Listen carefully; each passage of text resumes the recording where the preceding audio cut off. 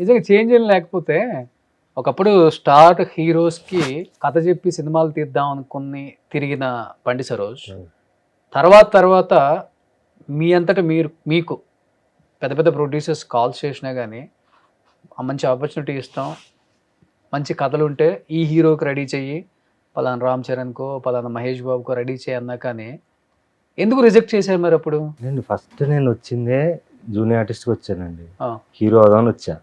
ఇక్కడ సిచ్యువేషన్ చూసా, ఇక్కడ మనల్ని ఎవడో హీరో చేయడు, మనమే చేసుకోవాలి. మనం చేసుకోవాలంటే మన బాబు దగ్గర డబ్బులు ఉండాలి, ప్రొడ్యూసర్ అయి ఉండాలి. అది లేదు. నా దగ్గర ఏముంది అంటే చిన్నప్పటి నుంచి నాకు క్రియేటివిటీ ఉంది. సో దీన్ని నన్ను నేను రెడీ చేసుకుందాం, క్రియేటర్ని అవుదాం, ఒక డైరెక్టర్ అయిన తర్వాత నన్ను నేను హీరోని చేసుకుందాం అని చెప్పి డైరెక్షన్ అనేది స్టార్ట్ చేశా. మీరు కథలు రాసుకోవడం, డైరెక్షన్ గురించి తెలుసుకోవడం, నేర్చుకోవడం ఇవన్నీ చేస్తున్నప్పుడు నన్ను అందరు క్రిటిసైజ్ చేసేవాళ్ళు. అరే నువ్వేంట్రా డైరెక్టర్ అంటే ఏమనుకుంటున్నావు, అది ఇది అని.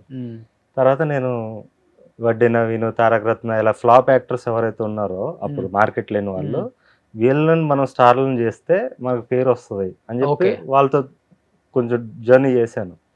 6 months అయింది, 1 year అయింది, నాకు పని అవ్వట్లా. అప్పుడు నాకు ఒక సీనియర్ కోఆర్డినేటర్ ఒక ఆయన చెప్పాడు అనమాట, అరే నువ్వు వీళ్ళతో టైం వేస్ట్ చేసుకోకు, మార్కెట్ అని ఒకటి ఉంటుంది, మార్కెట్ ఉన్న హీరోని పట్టుకుంటే ఆటోమేటిక్గా నీకు ప్రొడ్యూసర్స్ వస్తారు. ఓహో ఇలా ఉంటుందా అని మార్కెట్ ఎవరెవరికి ఉందని అడిగా. అప్పుడు గోపీచంద్, మహేష్ బాబు ఇలా పేర్లు చెప్తే అవి పట్టుకుని వెళ్ళా. అంతే తప్ప నాకు ప్యాషన్ డైరెక్ట్ అప్రోచ్ అయ్యాను. ఆయన జర్నీ ఉంటుంది, TNR ఇంటర్వ్యూలో ఉంటుంది మొత్తం. అక్కడి నుంచి నేను ఓకే మార్కెట్ ఉన్న యాక్టర్స్తో చేయాలని ఒక ఇగ్నోరెన్స్తోనే, అంతే తప్ప వాళ్ళతో చేయాలని ఒక ప్యాషన్, పిచ్చి లేదు. ఫస్ట్ నుంచి నా మీద నాకు పిచ్చి తప్ప వేరే వాళ్ళ మీద పిచ్చి లేదు. అంటే ప్రేక్షకులుగా అభిమానించాను కానీ వీళ్ళతో సినిమా చేయాలని లేదు. నేను కూడా వెళ్ళగవ్వాలని వచ్చా. ఓకే. సో అప్పుడు ఆ జర్నీలో చూసి ఇదంతా పెద్ద ప్రాసెస్ అనిపించింది, ఇదంతా చాలా మెంటల్ ప్రాసెస్, ప్లస్ ఒక క్రియేటర్గా నన్ను నేను చంపుకోలేను అనిపించి అప్పుడు నేను కొత్త వాళ్ళతో తీయడం స్టార్ట్ చేసి తర్వాత నాతో తీసుకున్నాక నేను అక్కడి నుంచి రియల్ సక్సెస్ స్టార్ట్ అయింది. నాతో నేను తీసుకున్నాకే స్టార్ట్ అయింది. ఓకే. కానీ మార్కెట్లో ఉన్న వాళ్ళతో తీస్తే మీకు మార్కెట్ వస్తుందని మీకు తెలుసు. కానీ అప్పుడు తీద్దాం అనుకున్నప్పుడు ఆ మార్కెట్లో మీకు స్పేస్ ఇవ్వలేదు. అంటే జర్నీ చూశాక నాకు ఆ జర్నీలో అనిపించింది ఏంటంటే, ఒక డైరెక్టర్, ఇప్పుడు బాల లాంటి డైరెక్టర్ కొత్త వాళ్ళతో స్టార్లను చేశాక ప్రూవ్ చేసుకున్న డైరెక్టర్కి వచ్చే మర్యాద ఒక రెగ్యులర్ కమర్షియల్ డైరెక్టర్స్ కి ఉండదు. ఎక్కడైనా సహజమే కదా అది, ఏ ఫీల్డ్ అయినా. నాకు తెలియదు కదండి, అన్ని తెలుసుకున్నా మెల్లమెల్ల. ఇప్పుడు నేను పరాక్రమంలో కూడా చాలా మిస్టేక్స్ చేశాను మనం తీసిన సినిమా. ఇప్పుడు నేను ఎలా థియేట్రికల్ సినిమా తీయాలని ఇప్పుడు నాకు అవగాహన వచ్చింది. సో అంచెలంచెలుగా నేర్చుకుంటున్నాను నేను. నాకు తెలియదు అంటే ఇప్పుడు సహజంగా చెప్పండి, మీరు కూడా ఇప్పుడు కొత్త గొప్ప నేర్చుకున్నారు, డైరెక్ట్ చేశారు కాబట్టి.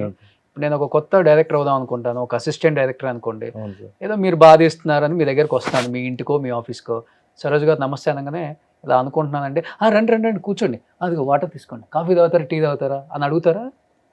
అడగం కదా.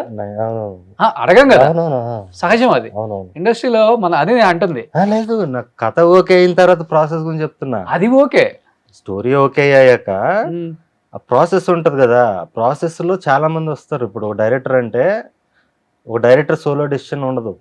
ఇప్పుడు ఈ సినిమాకి కూడా ఇప్పుడు మోగ్లీ చూస్తున్నా కూడా పీపుల్ మీడియా ఫ్యాక్టరీ ఆయన విశ్వప్రసాద్ గారు కాబట్టి ఆయన ఫుల్ ఫ్రీడమ్ ఇచ్చారు. ఆయనకి అబ్బాయికి కూడా 5 years పట్టింది. అవును, కలర్ ఫోటో తర్వాత. సో ఇలాంటి ప్రొడ్యూసర్ దొరికాడు, ఫ్రీ హ్యాండ్ ఇచ్చే ప్రొడ్యూసర్. తను కూడా చాలా ఎదుర్కొన్నాడు. అవును. ఇప్పుడు సో అవి ఉంటాయి, ఆటోమేటిక్గా ఉంటాయన్న విషయం నాకు ఆ జర్నీలో తెలిసింది. నేను ఎలా వచ్చానండి, బేసికల్లీ ఓ జూనియర్ ఆర్టిస్ట్గా హీరో అయిపోదాని వచ్చా.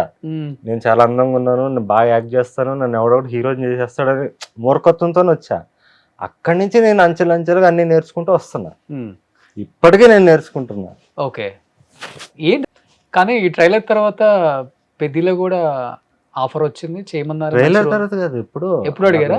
బుచ్చిబాబు గారు పరాక్రమం షూటింగ్ అప్పుడే షూటింగ్ లో స్పాట్కి వచ్చి అడిగారు, మంచి రోల్ ఉందండి అంటే, నేను క్యారెక్టర్స్ చేయను సార్, ఏమనుకోవద్దు,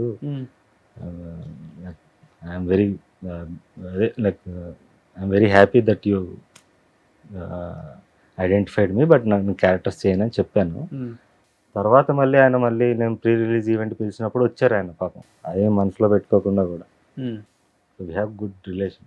అది వన్ ఆఫ్ ది ఆఫర్స్. నాకు ఇలాంటివి చాలా వచ్చినాయి. ఓకే. అంటే చాలా మంది ఆడియన్స్ ఏమనుకుంటున్నారంటే అన్నకి రావట్లేదు ఆఫర్స్, చాలా వస్తున్నాయి, నేను Okay. చేయట్లేదు. ఎందుకంటే నటుడు అనేవాడు కొవ్వొత్తులు అంటాడండి, ఎంత వెలిగితే అంత కరిగిపోతాం. కరెక్ట్గా వెలగాలి, అది నా గోల్. ఓకే సో అందుకని నేను విపరీతంగా సినిమాలు చేసేయాలి, కనిపించిపోవాలి ఆడియన్స్, కానీ అది లేదు నాకు. ఎందుకంటే అలా కనిపించిపోయామంటే మనం కరిగిపోతాం తెలియకుండా, డైల్యూట్ అయిపోతాం. నాకు అది ఇష్టం లేదు. నెంబర్ ఆఫ్ మూవీస్ చేయాలని ఏం లేదు, అంటే నేను కనిపించానంటే అది రీజనబుల్గా ఉండాలని, ఇంపాక్ట్ ఉండాలి చేసే వర్క్, వెయిటేజ్ ఉండాలి క్యారెక్టర్ ఎస్పెషల్లీ. బట్ ఇలాంటి వెయిటేజ్ ఉన్న క్యారెక్టర్స్ వస్తే మూవీలాగా ఇంకా చేయరా? ఇది కూడా క్యారెక్టర్ కాదు, మీరు సినిమా చూస్తే అర్థమైంది ఎందుకు చేశానని. ఏంటి మరి ఫైనాన్షియల్ గా మీకు ఎక్కడి నుంచి వస్తుంది ఆదాయం? సినిమాలు చేయను, సినిమా ఇండస్ట్రీలోనే ఉండాలి కానీ సినిమాలు చేయను, వేరే వాళ్ళే నాదే తీసుకుంటాను. అదే చేసుకోవాలి. మరి ఎట్లా అంటే బాగా సంపాదించున్నారా బిఫోర్ చేసిన సినిమాలకి? ఎందుకంటే ఒక సినిమాకి కూడా ఫోన్ పే నెంబర్ అంతా పెట్టారు కదా కింద, రాజో పే అన్ని కూడా. ఆ సినిమాకి బాగానే వచ్చాయా? ఏం లేదు, డబ్బులే ఉందండి, మనం సక్సెస్ కొడితే వస్తాయి. మనీ విల్ ఫాలో కదండి, ప్యాషన్ నమ్ముకుని వెళ్ళాలి. ఫ్యాషన్ ఓకే, డబ్బు కూడా ఇంపార్టెంట్ కదా, నడిపించేది అదే ఆ సినిమా ఇండస్ట్రీని. డబ్బు అంటే దేనికి కావాలండి, నాకు లగ్జరీ లేదు, నా లైఫ్లో లగ్జరీకి నేను ఇంపార్టెన్స్ ఇవ్వను. ఇల్లు కొనుక్కున్నారు కదా? లేదు, రెంటే నేను ఉండేది, రెంట్ హౌసే. కార్ లేదు నాకు, నాకు బయటికి వెళ్ళను కదండి, కార్ ఎందుకు నాకు? ఓకే, వెళ్ళాలనుకుంటే క్యాబా? అంతే, క్యాబ్స్ ఉన్నాయి కదా. ఓకే, అంటే నేను చాలా రీజనబుల్గా ఉంటా, నా లైఫ్ రీజనబుల్గా లీడ్ చేస్తున్నా. నిజంగా నాకు లగ్జరీ వచ్చాక కూడా నేను పెద్ద పెద్ద కార్లు అయితే కొనుక్కోను, సింపుల్గా మనిషిగా. ఇప్పుడు నాకు రజనీకాంత్ గారు ఇప్పటికే అంబాసిడర్లో పోతాడు ఆయన. సో నాకు అలాంటి సింపుల్ లైఫ్ ఇష్టం. నా ఇన్వెస్ట్మెంట్ మొత్తం సినిమా మీద ఉంటుంది. ఇప్పుడు నేను పరాక్రమం 2 కోట్లు నేను సంపాదించిందంతా సినిమా మీద పెట్టా. అయితే ఫ్రెండ్స్ దగ్గర అక్కడి నుంచి ఇక్కడి నుంచి తెచ్చిందంతా పెట్టా, డబ్బులు రాలేదు. ఓకే, ఇంకో గుణపాఠం నేర్చుకున్నాం, మళ్ళీ చేద్దాం, ఈసారి కొడదాం, అట్లా. ఒక నారాయణ మూర్తి గారు లాగా అనిపిస్తుంటారు అప్పుడప్పుడు. అదే నేను కమర్షియల్గా కొట్టాలి. ఆయన కూడా సినిమా మీద సంపాదించిన సినిమా మీదే పెడుతుంటారు. ఓకే, ఆయన లైఫ్ స్టైల్ అంటే, ఆయన లైఫ్ స్టైల్ నిజంగా గ్రేట్. ఆయన గ్రేట్ అండి. ఎవరు ఉంటారు అట్లా? అవునండి, ఆయన మళ్ళీ మధ్య మధ్యలో క్యారెక్టర్లు చేశారు, ఆయనకి సొంత ఇల్లు లేదు. క్యారెక్టర్స్ చేయలేదు కదండి, చేశారు ఆయన కొన్ని. అవునా? ఆయన మామూలు సినిమాలు చేయను అంటాడు అంట కదా, కొన్ని సినిమాల్లో చేశారు. ఓకే, అంటే అది ముందు చేశారు, బిఫోర్ చేశారు. ఒక్కసారి ఆయన స్టార్టమ్ వచ్చాక పూరియానాథ్ గారు కూడా చెప్పారు ఇంటర్వ్యూలో, టెంపర్గా అడుగుదాం అంటే కూడా నేను సినిమాలు చేయను డబ్బుల కోసం అని చెప్పారు. ఆయన చేయరండి మామూలుగా. అవును, కొన్ని కట్టుబాట్లు బాగుంటాయి కొంతమందిలో, కొంతమందికి మాత్రం సెట్ అవుతాయి. Like you. నేను అది కూడా 2020 కరోనా వల్ల నేను మారానండి. అంటే మన కథలు సామాన్యుడికి దగ్గరగా ఉండాలి, వాడి జీవితాన్ని వాడు అద్దంలో చూసుకునేటట్టు ఉండాలి అని అక్కడి నుంచి వాటిని కమర్షియలైజ్ చేసుకుంటూ వస్తున్నాం. ఓకే, అంటే మరీ ఆర్ట్ ఫిల్మ్స్ కాకుండా ఈ కమర్షియల్ హంగులు కూడా ఉండేటట్టు ఆ విధంగా వస్తున్నాను నేను. ఓకే. సుమన్ టీవీలో మీ పర్సనల్ అండ్ బిజినెస్ ప్రమోషన్స్ కోసం కింది నెంబర్కి కాంటాక్ట్ చేయండి.